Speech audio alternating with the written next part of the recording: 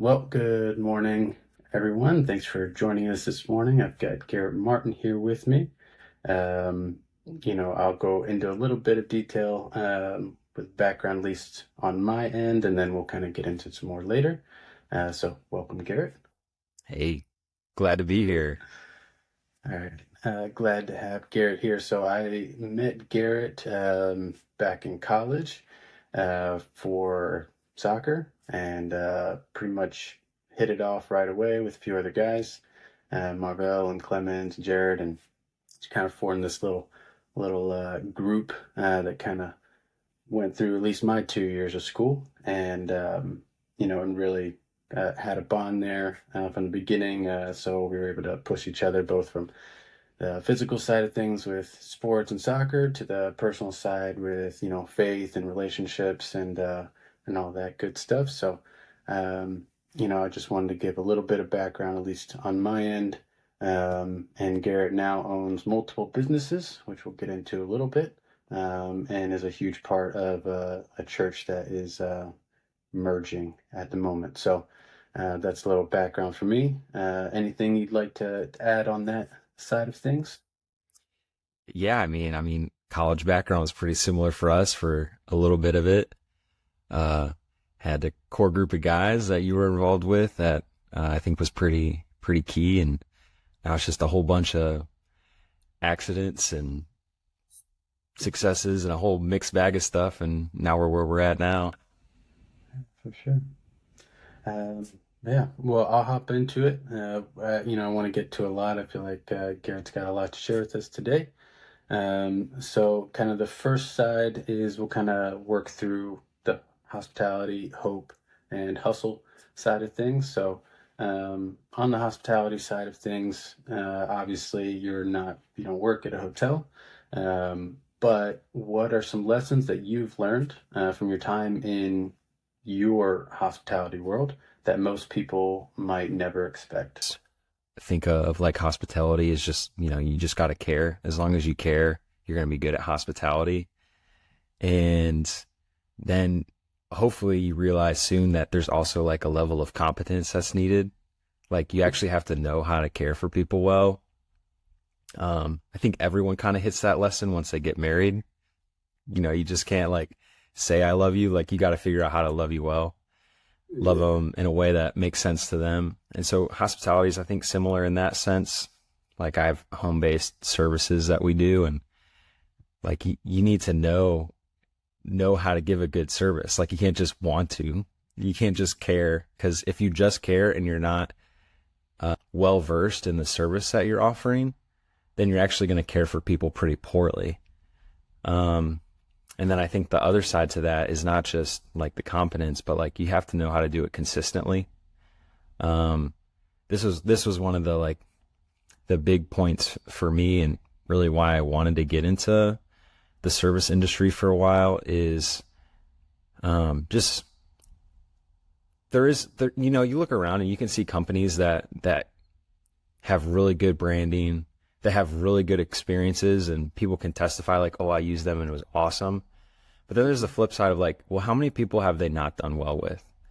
And I think some people have experiences where they go and they work somewhere and then they realize that there's this large group that you'll never hear about that just kind of fell through the cracks and didn't get treated well, and they just kind of get brushed to the side and make sure that, that experience doesn't get public. And those were the kind of experiences I think I cared about most. I wanted to be able to care for people well and to do it consistently. So it wasn't like, grow your company and just push these awesome examples of great experiences out front for everyone to see, but to be able to do it in a way where like you weren't neglecting people weren't falling through. Yeah. So just kind of like a holistic, consistent view of how to care for people well, I think I think that's one of the big things that's on my mind when it comes to the service industry. Yeah. Now, let's back up just a tad. So, if you don't mind, tell us what businesses you got going on at the moment. Yeah, it started with a moving company, and it's spread into a cleaning company and a handyman company. So they're all kind of like three separate companies, but Um, you could say the management, it's cross managed. So, the managers of those three companies all work together, and sometimes they help out with stuff for the other company, and just to kind of simplify communication. And so those all just kind of started. It was needs based, and there was people that in our circle that would be good at running it. So we said, rather than just continue to allow other cleaning companies to get in the way of our moves, let's try to control some more of the controllables. And so we started cleaning. We could clean and time it with our movers showing up. And then for moving companies, like, you can't do a lot of stuff when it comes to moving into a home. Like, there's assembly, there's sometimes stuff that needs to be mounted to walls, and that's really outside the realm of what movers are licensed for. So, then there's a handyman company. And so they all kind of had their purpose. They obviously spread into other stuff too, but that's kind of how they all got to where they are. I'm kind of sure there'll be more in the future, but yeah. I mean, but all of those, like you said, they're all service related. I mean, but all of those, like you said, they're all service related. They're all dealing with people from start to finish. So, whereas, yeah, not a hotel traditional side, but people are people, and hospitality is hospitality. So, yeah, so that's awesome. I'm excited to see what happens next with your corporations or businesses. Is there a particular moment in your career where you realized that hospitality was more than just a job, when it became part of your identity, not just a career identity, but as a person? It wasn't like a like came down from heaven kind of moment. I think, just like thinking back, all the hospitality related stuff, it's not enjoyable as a responsibility. Like, the reason you think about it is because you actually care about it. For me, like, I think about it in ways of, like, I want people to have a good experience. And I just think there's a huge difference between people who are just trying to do their job and people who are seeking to make good experiences. And so I think, just looking back on my time, like, I started at other moving companies, and, the job responsibilities only get you so far, but you can tell the guys who are, like, looking to actually make this, like, they're oriented towards what's something good that I can do that the client will like, that will help the crews, that will help the company, versus the guy who's just saying, well, I'm not required to do that. And, it's just totally different. So I think people who are oriented that way, it is a part of your identity. That's part of the thing you get fulfillment from. Is there, you'd mentioned before that you cared more for the people that potentially were not getting the same service or potentially falling through the cracks. How are you preventing that from happening between those three companies? It's probably a lot of things, but some of the main ones are making sure you have a good structure in place. So entrepreneur circles are just, like, really intense about, like, scaling and growing and get X amount of business and profit and, 2 years kind of thing. And I think a lot of that's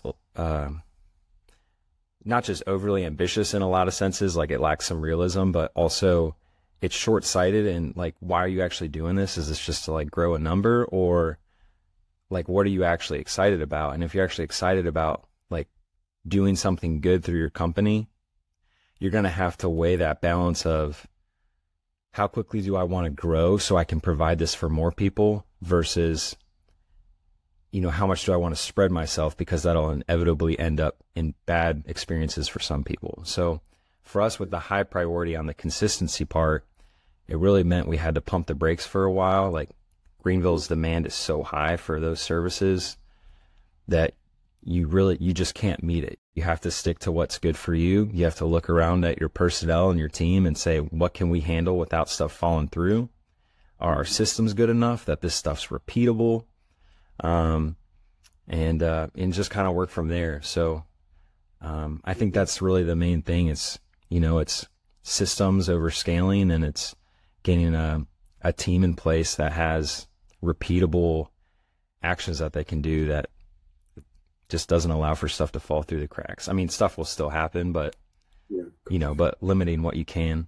I think sometimes we, what is it, overassume or underassume when people have a bad experience because of our service. I think sometimes we're too quick to chalk up, oh, that's the client's problem. They're just over the top about something. They should have known this, they should have known that. But really, like, you got to point more fingers at yourself and say, maybe I should have warned them about that, should have set expectations better. So it's really got to be a heavy finger on yourself and say, like, I could actually prevent this from the next person if I had said, or if I had done, and think that way. You talked about balance a lot, through that whole, well, spiel, and even from the previous questions. So really, how are you balancing your career, your personal health, personal growth, between you and your wife? Like, how are you currently balancing all that? I mean, All you guys. it comes in waves, so it's not like I'm not like a stellar example of balancing everything perfectly, and sometimes I think maybe people, like, they see you have a few companies, they see you have a different full-time job and other stuff that you might be doing, and they can assume that you're just like some, like, super person who's working 24 hours a day, and it really just isn't like that. Like, it really just comes down to having key people in your life that are good managers. You have to be good at delegating, so, I mean, between the 3 companies, I'm spending a few hours a week on that stuff. And, so it's really easy to just kind of, if I wanted to, I could probably say, oh yeah, I'm doing all this stuff and I'm balancing, look at what I'm doing. And I can start giving my entrepreneur inspirational quotes on Facebook and start a podcast and whatever. But it's really just, it's not like that. I struggle to balance stuff, and there probably is less to balance than people think. And it just comes down to good management and delegation, and then just prioritizing those 2 or 3 most important things in your life. My wife, my church. If you had to pick one practice, whether it's physical or mental, that keeps you grounded in the middle of a busy life, what would it be? Walks. It's pretty simple. I mean, walking with my wife, that's a great thing for our relationship. Like, just don't underestimate walks. And then even just like being cooped up in a building all day, thankfully I can do a lot of stuff remote. Like, I'll just go walk outside. Like, probably no one paces more than I do. And sometimes it's stress, and sometimes it's just like, I just can't stop walking. Like, I just love to walk. It's good for you. Becca went and got one of those treadmills you can put under your desk, and so even if you're sitting at a desk, you can be walking. Now, is that for you, or is that for her? I haven't gotten one yet, but I think she might upgrade one, so I'll take her old one. So. Nothing wrong with a good walk, that's for sure. So obviously you work pretty closely with your wife. So kind of describe how you guys are running your business right now, and then I don't think I mentioned it, but just tell everybody exactly what you're doing with the church as well. And you're also teaching today. So yeah, a couple questions there for you. Yeah, I mean, I think running a business with my wife's like the best thing ever. I've heard so many people that just swear up and down that to avoid that at all costs. And it just makes me wonder how they're running things, because I love doing it. Obviously that means you're going to share some stress. You're going to share some difficulties, but like, we're married. We're already doing that, and I'd rather just share more. And I love that aspect of it. And maybe I wouldn't if she wasn't good at it, but she's good at it. And so, like, I gave her, like, she took over. She's running the moving company. She's the CEO. I default to her. I might disagree with something, but it's her call. Mhm. And I think the dynamic works great. I don't, so that's where I'm at with like how the moving company runs. It runs because my wife runs it, and I'm just here for like assistance. Sometimes there's stuff that I have more background in. I'm teaching for Carolina High School because the church we're in right now is one that we just merged with this year, and right across the street is a high school, and I'm the youth pastor. So it's just kind of like it was a great opportunity. Kids can opt in for a Bible class and get credit for it, and I can teach it here on our church campus. So in a few hours, we'll go pick up my class from across the street, come back to this room, and teach a Bible class. It's kind of awesome. So, but yeah, it's just I just view that as part of my role. I'm over youth here, so from birth till you graduate and head to college. But once again, it's like that can sound like too much. You would know, like your sister, she's one of the directors here. There's directors in place that handle things for each age group, and I'm really just mostly directly involved with middle school and high school. Yeah. So once again, it comes back to the management and delegation stuff. So Hmm. Yeah, can't do it all by yourself. Okay. Well, the last little section that we have here, you're obviously working at the church now, and from the time I knew you, well, up until now, church and just the church as a whole, not just the church, but has always been a focus, I know, for you. Um, so right now, a huge part of your life in a world that's becoming increasingly secular, what role do you see faith playing in personal fulfillment? I mean, I think that's tough because I personally feel like I'm in a little pocket, a little bubble of the Bible Belt where it's still kind of maybe even increasingly like a positive thing to claim to be a Christian. Um, I can go to business networking groups and people will, gladly first foot forward say, I own this business and I'm a Christian. And it's almost like a selling point. It's kind of difficult. Like, uh, obviously faith has everything to do with like my personal fulfillment, like, uh, Christianity, Christ, like everything's made for him, so everything about my life has to do with him. And I have to figure out what that means for like demonstrating that in business. Does that mean I put my first foot forward and say, this is a Christian business? Do I make my slogan, faith-based, fast-paced movers? And I was thinking about that for a while, and I had some good friends that I think that had wisdom that said, probably don't do that. And that's not because you don't care about your faith. And I think I've come to like realize that it's a weird dynamic in Greenville. Like you've probably heard of the stereotypes of, the Sunday crowd at restaurants and what that means for tipping. And it's typically a bad stereotype. And I think a similar thing is played out in business where there's something about businesses that sell themselves on being a Christian that I think is actually a yellow flag or a red flag. And so, trying to avoid that stereotype. I'm not trying to use Christianity as a leverage to get better business, to network and connect with people. The business has to do that. Like it's a service industry, and try to exemplify through that service. And so I think, personal fulfillment wise, going back to that question, like, faith has everything to do with it, but I have to figure out like when to attribute it to that. I know it's everything, but wisdom in figuring out how to strategically demonstrate that to other people is important. Because it's not as simple as, well, if you care about it, it's the first thing you say, it's the loudest thing you'll say. That's not really always true. And unfortunately, the people who are doing that are sometimes, yeah. Yeah, little reasons. Yeah, Yeah. yeah. And I know what you mean. You Kind of chime in just a little bit from my perspective from hotels. Hyatt is by no means a Christian company.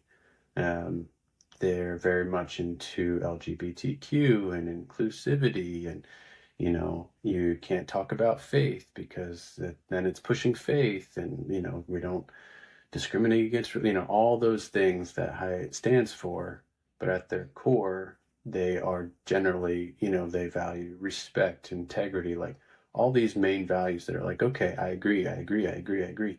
And even the inclusive side of things where it's like, yeah, we accept people for who they are. But at the same point, where's that line between, okay, yeah, I agree with these values, but where does my faith need to kind of draw a line? So it's very hard to kind of find that balance because I work with plenty of people that are not Christians and that share the values that I do not.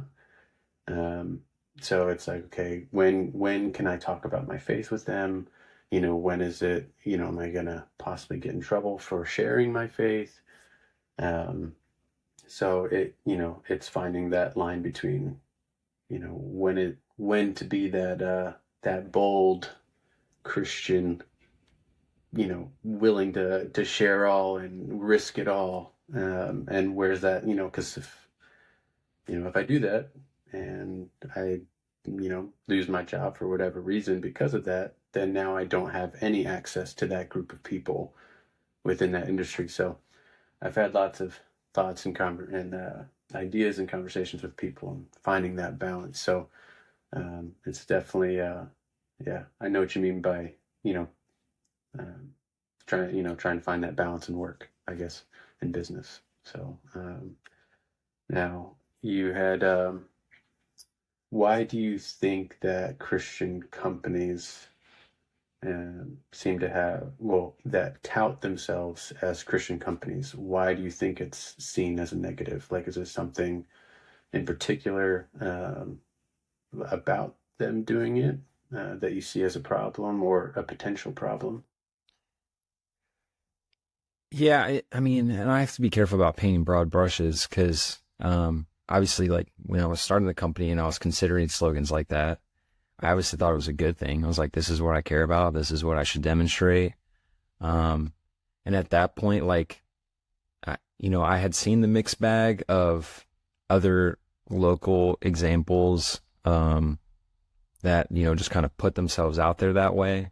So I'd seen a couple, negative examples, heard some of the horror stories, but then also seen some positives. And it's one of those things where, like, if it was just me on my own, I probably would have gone that route. But had friends that, I asked for feedback and thankfully, like, they shot it down. And so I'm not trying to be overly critical because, like, without those friends giving that feedback, that's probably the route I would have gone. So just trying to, be a little sensitive in that sense. But I think where it can get twisted is just that whole sense of, like, Christianity was never meant to be something that you use as leverage to get more. Like, it's like the exact opposite in terms of, like, relating to other people. And so I think once you sense that piece, like, maybe someone's doing it with good intention and it's just because that's what they're all about. And so they put that front and center. It's probably in their business name, integrity, whatever, or, there's tons of business names that are spin-offs of Christian words or whatever. Not like integrity is, but like once you get that sense that they're selling Christian principles as their product, I think that's where there should be a little bit of caution, because to me that's starting to give a signal that they're actually not using Christianity the way it was intended. And so there's probably a disconnect there, probably something that's not fully genuine, or there's just something fishy going on. That's at least how I think about it, and it could change in 2 years. Sure. Yeah, but you've been in kind of that world a little bit, especially in Greenville. It's a lot of Christian companies, so you kind of see it probably a little bit more, that difference between the two. But has there been a specific challenge when your faith was tested, and then how did you navigate through that, and what did you learn about yourself in the process? I mean, I think it was tested in the sense that, like, for a while, like, I really got caught up in the business side, and I don't even really know what I mean by that, but, like, kind of lost focus, and it did just become like, I'm just all consumed by this, and there was no ability to disconnect. Like, it was just, I'm always just thinking about what can make this better. And And I look back and I was like, that's not right. I mean, even during, I was like, this is too much, and I can start feeling the strain on relationships, and I just, can't have a real conversation without talking about business. And I think I've done a hard swing away from that now. And now I'm just like, telling people to stop bringing up business. Like, I got other stuff going on in my life. Right. But I think I was tested in that sense where I was losing focus. My priorities were shifting too much. And it was tested in that sense. And I think even leading up to the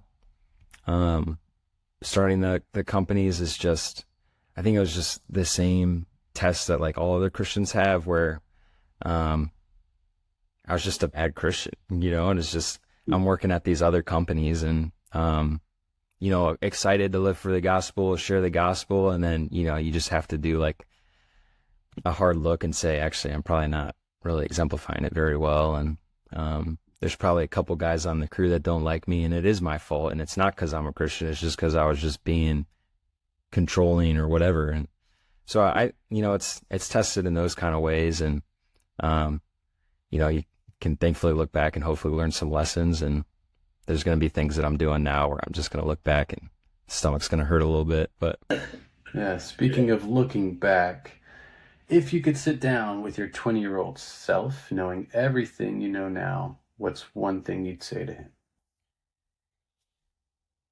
like, so that's a really hard question. And I'm also a little offended by it because, I'm not too far away from like being my 20-year-old self. I got, I got, I got 4 gray hairs. All right. And that's it. Well, I got plenty already. So There was one for each company, and I won't say what the other one's for. I think maybe,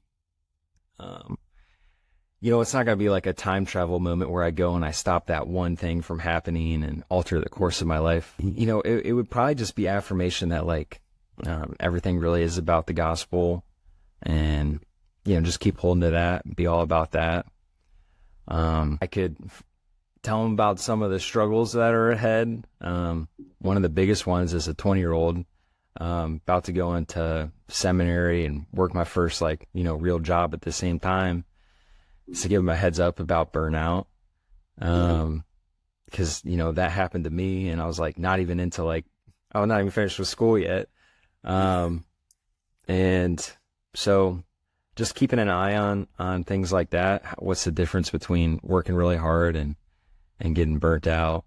That's a pretty important thing I was going to have to learn down the road. What do you think that balance is, or difference is between burnout and just hard work?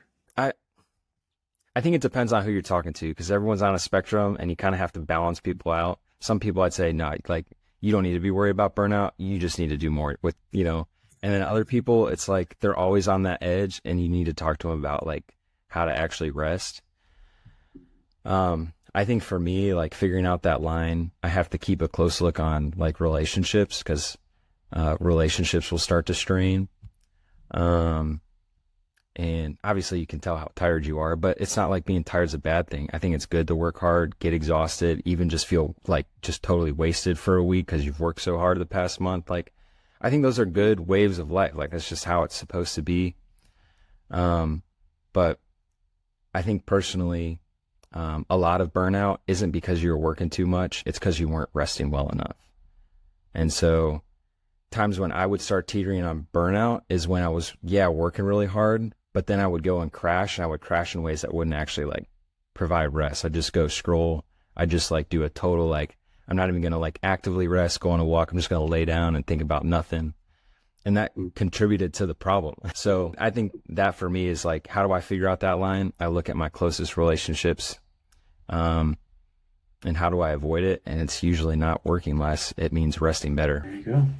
Well, thank you, Garret. This is hopefully been good to hear on my end, and hopefully it'll be good for others as well. Just to kind of plug the company, Greenville Moving Company, right? Greenville.